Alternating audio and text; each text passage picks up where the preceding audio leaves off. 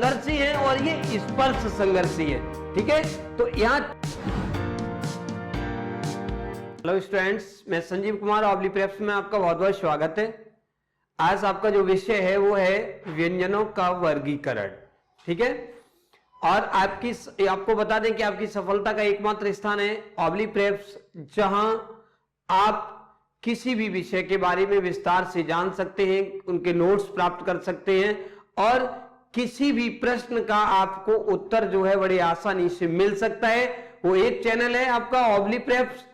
ठीक है, तो इसके साथ ही हमारे आप वीडियो को सब्सक्राइब करना या लाइक करना न भूलिएगा। ठीक है, हमारे बगल में ये आपका सब्सक्राइब का जो बटन आता है उसको दबा देंगे, लाइक कर देंगे। आपको जैसे ही हमारा वीडियो कोई भी जानकारी दी जाती है आपको पड़ता है, नोटिफिकेशन आपको मिल जाएगा। और इसी के साथ हम अपना जो टॉपिक है विषय वो आरंभ करते हैं। देखिए, वर्गीकरण जो है, व्यंजनों का वर्गीकरण है वो दो प्रकार से किया जाता है। नंबर एक तो होता है उच्चारण स्थान के आधार पर, एक होता है उच्चारण प्रयत्न के आधार पर। ठीक है, तो ये वर्गीकरण है। आपको ये केवल वर्गीकरण का वीडियो जो हमने स्पेशली इसलिए रखा है कि यहां वर्गीकरण कुछ लोग क्या होते हैं बता देते हैं कि क ख ग ये कंठ है, ये तालव्य है, ये मूर्धन्य है। ऐसा नहीं है। इनको दो भागों में अगर प्रश्न आपसे पूछा जाता है कि उच्चारण स्थान के आधार पर क को कहा जाता है या स को कहा जाता है, किसी भी वर्ड को यह, तो वहां क्या होता है, अब इसका मतलब यह है कि किस वर्ड को किस स्थान से उच्चारित किया जाता है। ठीक है, तो पहले हम जानेंगे हा लिखा हुआ है, इसके आगे लिखा है काकल्य। तो ह जो है इसको काकल इसलिए कहा जाता है क्यों कि ये जो हमारी स्वर तंत्रियां होती हैं हमारे कंठ में, इसके मध्य एक भाग होता है जिसको हम काकल कहते हैं, और ये हा जो है इसका उच्चारण उसी काकल स्थान से किया जाता है, इसलिए इसको काकल्य कहते हैं। नंबर दो आता है आपका, नंबर दो है आपका क ख ग घ ड़। ठीक है, तो इनको कंठे कहते हैं। इसको कंठे इसलिए कहते हैं कि ये जितने भी वर्ड हैं आप देख रहे हैं, नंबर दो क ख ग घ ड़, ये कंठ से उच्चारित किए जाते हैं। इनका स्थान, उच्चारण स्थान क्या है, कंठ है, इसलिए इनको कंठ बोलते हैं। ठीक है, आगे आता है आपका च छ ज झ य और स। इन सबका जो है वो स्थान, उच्चारण स्थान क्या है, तालव्य।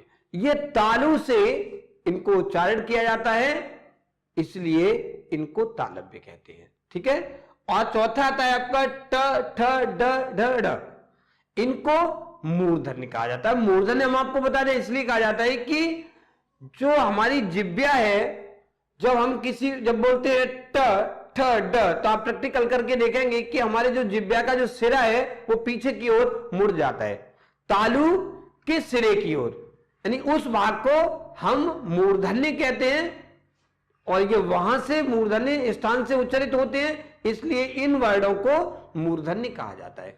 ठीक है, अब इसके बाद आता है आपका न ल र स, इनको वत्सरे कहते हैं। ठीक है, त थ द ध। नंबर 6 त थ द ध, तो इनका जो उच्चारण स्थान है वो क्या है, दंत है, यानी ये दांतों के स्थान से उच्चारण किए जाते हैं, इसलिए इन्हें दंते कहा जाता है। नंबर 7 आपका आता है उ और फ, इनको दंत्योष्ठे कहते हैं। ये जो दोनों ही वर्ड हैं वो दांत और ओष्ठ दोनों के ही सहायता से बोले जाते हैं, इसलिए इनको दंत्योष्ठे कहते हैं। और अंत में है आपका नंबर 8 दव्योष्ठे, जो होता है प फ ब भ म। ठीक है, तो जैन को दव्योष्ठे इसलिए कहते हैं कि जब इनको हम उच्चारण करते हैं तो हमारे जो होठ है वो एक दूसरे से सट जाते हैं, यानी दब जाते हैं, इसलिए इन्हें दव्योष्ठे कहते हैं, जैसे प फ ब। ठीक है, तो इसके बाद जब आता है दूसरा प्रकार का यह है कि उच्चारण प्रयत्न के आधार पर, उच्चारण प्रयत्न के आधार पर भी इनको 8 भागों में विभाजित किया जाता है इनका वर्गीकरण। नंबर 1 आता है स्पर्शी। अब देखिए स्पर्शी जो है क ख ग घ ट ठ ड झ, ये जो वर्ड है वो स्पर्शी व्यंजन कहते हैं, स्पर्शी कहते हैं। अगर परीक्षा में आपसे पूछा जाता है कि स्पर्शी व्यंजन है ना, और 4 वर्ड दिए होंगे तो आप कैसे पहचानेंगे कि ये स्पर्शी व्यंजन है।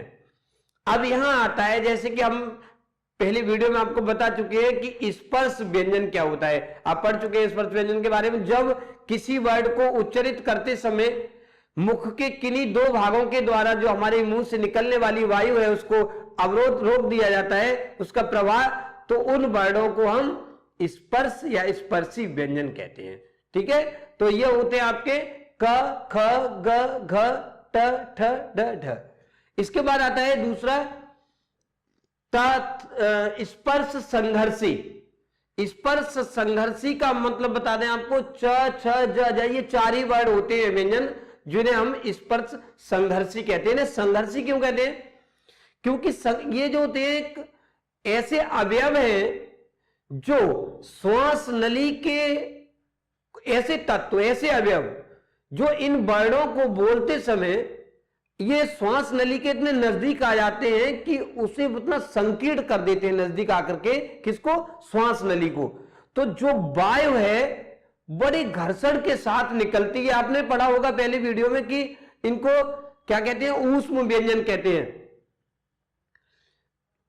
तो यहां जो है स ये और च छ ज झ, ये संघर्षी है और ये स्पर्श संघर्षी है।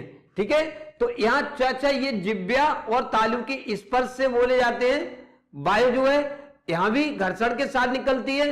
और जो स आपका इस स को बोलते हैं तालव्य स, इसको मूर्धन्य बोलते हैं और इसको दंते स बोलते हैं। ठीक है, तो ये जो स है ये ज्यादा ही संघर्षी, मतलब घर्षण के साथ वायु निकलती है उच्चारित करते समय, इसलिए इनको केवल संघर्षी कहा जाता है। ठीक है, आपका पार्श्विक ला हो गया लुंठित, और जो रा है वो लुंठित है।